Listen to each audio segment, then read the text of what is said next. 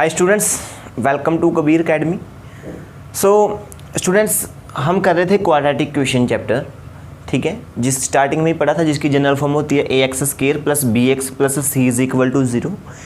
3 method थे solve करने के, सीख लिए हैं। वर्ड प्रॉब्लम कैसे सोल्व करते हैं वो भी सीख चुके हैं।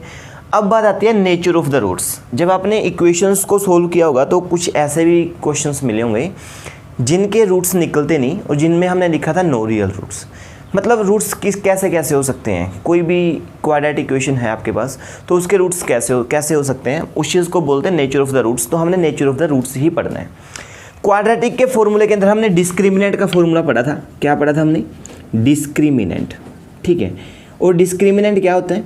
Discriminant is D is equal to B square minus 4ac, ठीक है, बी स्क्वायर माइनस 4ac। अब जो ये डी है ना, ये बताएगा कि इसके रूट कैसे होंगे। समझ में आ रही है बात? ये डी बताएगा कि इसके रूट्स कैसे होंगे, ठीक।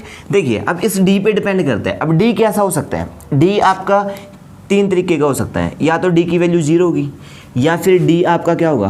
पॉजिटिव, और या फिर डी हो सकता है आपका नेगेटिव। समझ में आई बात? ठीक है, या तो डी पॉजिटिव, या फिर डी 0, या फिर डी नेगेटिव। क्योंकि 0 ना तो पॉजिटिव होती ना नेगेटिव होती, तो इस करके उसमें काउंट नहीं करते हम। So either D is positive और 0 और नेगेटिव, 3 चीज़ें होंगी। अब जो ये दो केस हैं, इन दोनों केस में जो रूट्स होंगे ना वो रियल होंगे। हम रूट्स की बात कर रहे हैं, ठीक है। तो जो रूट्स होंगे वो कैसे होंगे? दोनों के दोनों केस में रियल। और जो ये अकेला केस है इसमें कैसे होंगे? नॉट रियल, ठीक है। कैसे होंगे? Not real. या आप इनको इमेजिनरी रूट भी बोल सकते हैं। क्या बोल सकते हैं? इमेजिनरी। और +1 क्लास में पढ़ेंगे, वहाँ पे बोलेंगे इनको कॉम्प्लेक्स रूट्स, ठीक है। क्या बोलेंगे? Complex roots. लेकिन अभी हमने 10th क्लास में सिर्फ ये है, तो हम कहेंगे कि नॉट रियल। क्या कहेंगे? Not real. मीन्स अगर डी की वैल्यू नेगेटिव आ जाती है तो नॉट रियल, ठीक। अच्छा, फिर आप कहेंगे सर इन दोनों में पॉजिटिव, तो यहाँ अलग अलग क्यों लिखें? देखिए, दोनों ही केस में रियल रूट्स होंगे, लेकिन जब ये होंगे इसमें क्या होंगे? डिस्टिंक्ट रूट होंगे। कैसे होंगे? डिस्टिंक्ट रूट्स, अलग अलग डिफरेंट रूट्स होंगे। और इसमें होंगे सेम रूट्स, ठीक है, इक्वल रूट्स कह सकते हैं आप, ठीक है, इक्वल रूट्स। आप ये तो अच्छे से जानते हैं कि जो क्वाड्रेटिक इक्वेशन है इसकी डिग्री 2 है। डिग्री कितनी है इसकी? 2। तो इसके 2 ही रूट होंगे आपके पास। अब 2 रूट कैसे होंगे? या तो डी अगर पॉजिटिव है या 0 है, फिर रूट्स तो रियल है, गारंटेड है इस बात की। डी नेगेटिव है तो नॉट रियल। अब इन दोनों का क्या काम है? अगर डी आपका आता है पॉजिटिव तो डिस्टिंक्ट रूट्स होंगे, अलग अलग। हम लिखेंगे रियल एंड डिस्टिंक्ट रूट्स, ठीक है। अगर डी की वैल्यू 0 होगी तो कहेंगे real and equal roots, real and equal roots. D की वैल्यू नेगेटिव पे कैसा? Not real roots. बस इतनी सी स्टोरी थी इस पे। दूसरी बात ये कि एक बात कान में डाल लीजिए कि अच्छे से, यहाँ से 2 मार्क्स का क्वेश्चन आपके पेपर में आना ही आना है, ठीक है। 2 मार्क्स का क्वेश्चन, 2 मार्क्स बहुत होते हैं और इसी चीज़ के लिए आएंगे, ठीक है। तो ऐसे क्वेश्चन हम कर भी लेंगे। क्वेश्चन नंबर 2 है मेनली एनसीईआरटी का। वैसे जैसे भी आपको क्वेश्चन कहीं से भी मिलते हैं कर लीजिएगा, उनको छोड़िएगा मत, ठीक, ओके। तो चलते हैं फर्स्ट क्वेश्चन पे सबसे पहले, ठीक है। फर्स्ट क्वेश्चन के अंदर लिख रखा है, कह रहा है find the nature of the roots of the following quadratic equation. आपने क्या करना है? नेचर ऑफ द रूट बताना है कि रूट कैसे हैं। If the real root exist find them. अगर रियल रूट एग्जिस्ट कर रहे हैं तो उनको फाइंड कीजिए। अब जैसे सबसे पहली इक्वेशन को लेके चलता हूँ मैं। सबसे तो पहले तो फर्स्ट इक्वेशन है 2x square minus 3x plus 5 is equal to 0। अब जानते हैं आप अच्छे से ए बी सी। ए की value 2, B is equal to what? -3, X को नहीं लेंगे, और C is equal to what? 5। अब डी निकालेंगे। डी का फार्मूला क्या होता है? B square minus 4ac। So B square कितना है? -3 है, तो -3 स्क्वायर -4, ए की वैल्यू 2 और सी की वैल्यू 5। अच्छा, -3 स्क्वायर 9 होता है, -4 2 8, 8 5 40। अब 40 - 9 मीन्स -31। सो ध्यान से देखेंगे कि वट डी इज़ नेगेटिव। कैसा आया? डी कैसा आया? नेगेटिव। जब डी नेगेटिव आता है तो रूट्स कैसे होंगे? नॉट रियल, ठीक है। रूट्स आर नॉट रियल, ये रियल रूट्स नहीं है। और ख्याल रखें कि जब रूट्स रियल नहीं होते तो हमें निकालने भी नहीं है। ये काम हम नेक्स्ट क्लास में सीखेंगे, +1 क्लास के अंदर जाके। अभी सिर्फ यही काम है एक, कि आपने ये चेक करना है कि अगर रूट्स रियल हैं तो आप निकालेंगे, अदरवाइज आप नहीं निकालेंगे। जैसे इसका सेकंड क्वेश्चन है 3x square minus 4√3 plus x plus 4 is equal to 0। तो यहाँ से फिर ये a is equal to 3, b is equal to -4√3 and c is equal to 4। तो क्या होगा, d is equal to B square minus 4ac। अब b -4√3 होल स्केयर -4, a की वैल्यू 3 और c की वैल्यू फिर से 4। पहले तो ये 4 3 12, 12 4 48। अब देखिए 4 का स्केयर करेंगे तो 16, √3 का करेंगे तो 3, means 48 minus 48 is equal to 0। और जो ये वाला माइनस है, माइनस के ऊपर जब स्केयर होता है तो वो खत्म हो जाता है। अच्छा, d की वैल्यू 0 आई तो हम लिखेंगे रूट्स आर क्या रियल होंगे। पहली बात तो 0 पे रियल और दूसरा equal, roots are real and equal. अब रूट्स रियल और इक्वल है तो उनको निकाल भी सकते हैं अपन। चलिए निकालते हैं। निकालने का मेथड वही, क्योंकि देखिए इसमें क्या है, क्वाड्रेटिक फार्मूले का हाफ वर्क तो आपने कर ही दिया, तो इसका मतलब क्या है कि हम क्वाड्रेटिक फार्मूला यूज़ कर लेते हैं। क्या है, x is equal to -b plus minus under the root d divided by 2। So this is minus ये भी है तो कितना हो जाएगा, प्लस का 4 under the root 3 plus minus under the root d कितना है आपके पास 0 डिवाइडेड बाई 2, a की वैल्यू आपके पास 3। तो ये बन गया 4√3 प्लस माइनस 0 का रूट 0 होता है, 3 2 6। सो क्या करना है, वर्क क्या है कि एक बार तो हम यहाँ पे इसके नीचे मतलब इनके बीच में प्लस कर लेंगे और एक बार इनके बीच में क्या करेंगे, माइनस करेंगे। जो वे है वही चलता जाएगा। अब प्लस 0 कोई फ़र्क नहीं होता, -0 करो तो भी कोई फ़र्क नहीं पड़ता, कैंसिल कर दो, 2 3 6, ठीक है, 2 2 4 2 3 6। ओके, तो अब ये कितना आएगा, x इज इक्वल टू 2√3/3 और ये कितना आएगा, x इज इक्वल टू 2√3/3। देख सकते हैं कि दोनों के दोनों इक्वल रूट्स हैं सर, ठीक है।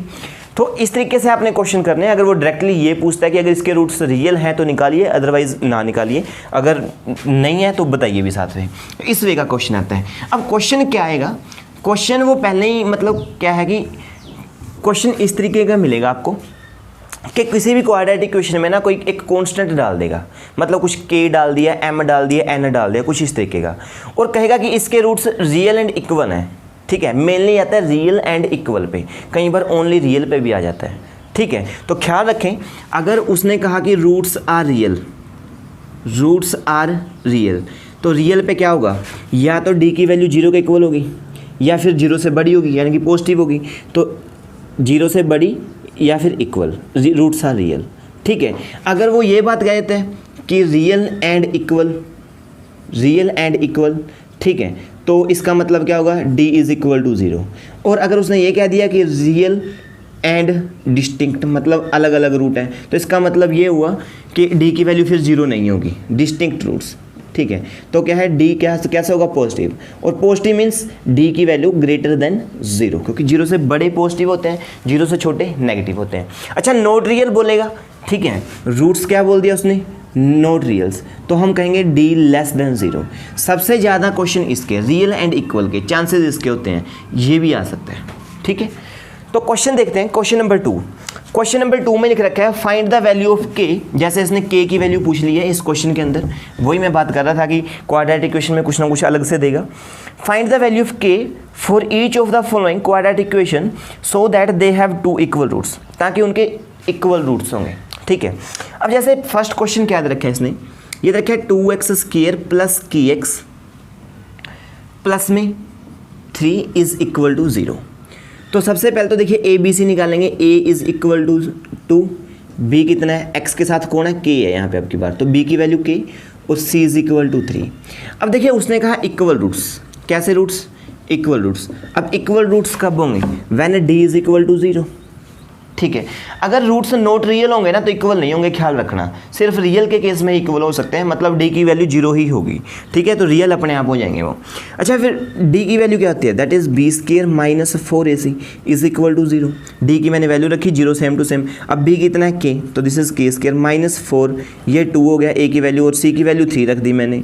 अब this is 4 2 8, 8 3 24 is equal to 0 minus k²। 24 को उस तरफ लेके जाऊंगा तो k² इज इक्वल टू 24, तो कितना आएगा, this k will be equal to plus minus under the root 24। अगर आप इसको सोल्व करना चाहें तो सोल्व कर सकते हैं आप, कैसे, 24 2 पे जाएगा 12 आएगा, फिर 2 पे जाएगा 6, फिर 2 पे जाएगा 3, फिर 3 पे जाएगा 1, ठीक है। तो एक ही पेयर बन रहा है, तो जो पेयर बन गया वो बाहर ठीक, बाकी अंदर। अब इन दोनों का पेयर नहीं बना तो 3 2 जा कितना होगा 6, ये अंदर चला जाएगा। Means k is equal to +-2√6, ये वैल्यू आ गई इस k की। ठीक है, इस तरीके से निकालना है आपने। अच्छा, अगर इसी क्वेश्चन को वो कहे कि रियल रूट्स, क्या कह दे, रियल रूट्स। अब रियल रूट्स कहेगा तो हम कहेंगे कि यहाँ पे ग्रेटर साइन लगा देंगे बस, तो सारी जगह ग्रेटर साइन चलता जाएगा। कहाँ तक, k स्क्वायर तक, बस k स्क्वायर लिख देना कि k square should greater than equal to 24। ठीक है, k स्क्वायर है जो वो 24 के इक्वल होना चाहिए, इससे आगे मत जाना, इससे आगे जाओगे तो फिर आप गड़बड़ कर दोगे। ठीक है, तो या फिर आप इसको पॉजिटिव ही रखेंगे। ठीक है, ये कह देंगे कि k इज़ ग्रेटर देन √24, या तो आप इसको पॉजिटिव रखेंगे या आप यहीं पे छोड़ देंगे अगर इक्वल का केस है, या रूट पूरा नहीं निकल रहा है तो। ठीक, ओके। तो अब सेकंड क्वेश्चन है इसका, वो भी देख लीजिए। सेकंड क्वेश्चन में क्या है, सेकंड पार्ट है इसका, उसमें लिख रखा है kx into x minus 2, kx into x minus 2, ठीक है, +6 इज इक्वल टू 0। तो अंदर मल्टीप्लाई करेंगे, this will be kx square minus 2kx plus 6 is equal to 0। मैंने इसके अंदर मल्टीप्लाई कर दी। तो अब यहाँ से देखिए कि क्वाड्रेटिक इक्वेशन बन गई। फिर से a निकालेंगे, a is equal to X square, ये है, इसके साथ कौन है k। ठीक है, ये x है ओनली, दिस इज x, तो इसको छोड़ेंगे तो b की वैल्यू कितनी आएगी -2k, और c इज इक्वल टू 6। फिर से रियल रूट है तो d की value 0, means b square minus 4ac is equal to 0, means b की वैल्यू रखेंगे तो -2k स्क्वायर माइनस 4a की वैल्यू k, और c की वैल्यू कितनी है 6 is equal to 0। So this will be 6 4 जा 24k। ठीक है, और यहाँ से this will be 4k square minus is equal to 0। 4k जरा कॉमन लीजिए, इसमें से 4k कॉमन ले सकता हूँ मैं, क्योंकि k दोनों में और 4 भी दोनों में है। तो यहाँ से क्या आएगा, k बचेगा, और यहाँ से k तो बाहर आ गया, 4 से डिवाइड करूँगा तो 4 6 24 इज इक्वल टू 0। ठीक है, अब 1 time 4k is equal to 0, और 1 time k minus 6 is equal to 0। 6 को उस तरफ लेके जाऊँगा, k इज इक्वल टू 6, और 4 को 0 के डिवाइड में आएगा क्योंकि मल्टीप्लाई में है, तो 0/4 इज 0। तो k की वैल्यू एक तो आई 0 और एक आई 4। अब दोनों में से सही कौन सी है वो आप इसमें पुट करके देख लेंगे। अगर मैं k की वैल्यू यहाँ 0 पुट कर दूँ तो इसकी ये k है, यहाँ पे 0 पुट होगा, और ये सारा का सारा ना 0 की मल्टीप्लाई में है, तो 0 into multiply something 0 plus 6 is equal to 0। तो मतलब 6 इज इक्वल टू 0 आ गया, जो कि कभी पॉसिबल हो नहीं सकता।